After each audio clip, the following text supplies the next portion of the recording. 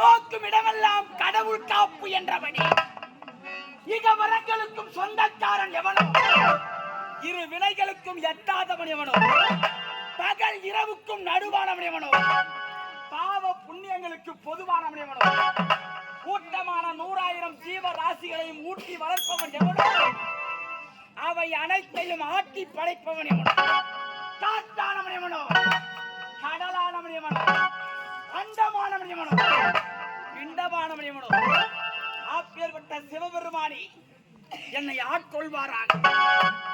நான் கமண்டல நாகநதிக்கரை ஜவ்வாது மலையடிவாரத்தில் நெய்மகா சாலையில் படைவீடு என்னும் சேத்திரத்தில் பிருகு முனிவரின் மகன் ரிஷிகளுக்கும் காசிராஜன் மகன் சத்தியவதிக்கு பிறந்தவர் ஜமதக்கினி முனிவர்.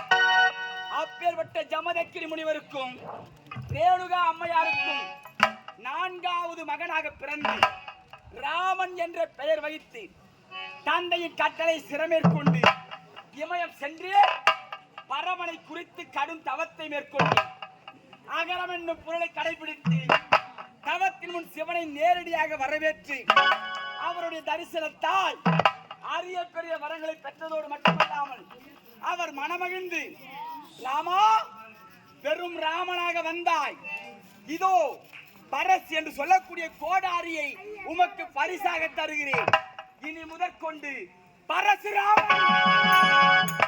பரசுராமன் என்ற பட்ட பெயரோடு விளங்குவாய் என்று என்னை வாழ்த்தி வழி அனுப்பி வைத்திருக்கிறார் அந்த சிவபெருமான். அப்படி இருக்கும் பொழுது இந்த பரசு என்று சொல்லக்கூடிய கோடாரியின் மகத்துவம், இது அதர்மத்தை அழிக்கும், தருமத்தை நிலைநாட்டும், தவறு செய்தவர் தலையை துண்டிக்கும் இந்த பரசு. அப்பேற்பட்ட பேரும் பெருமை வாய்ந்த பரசுவை பெற்று பரசுராமனாக இமயத்தில் இருந்து இல்லத்தை நாடுகின்றேன். தாய் தந்தை காண வருகிறேன்.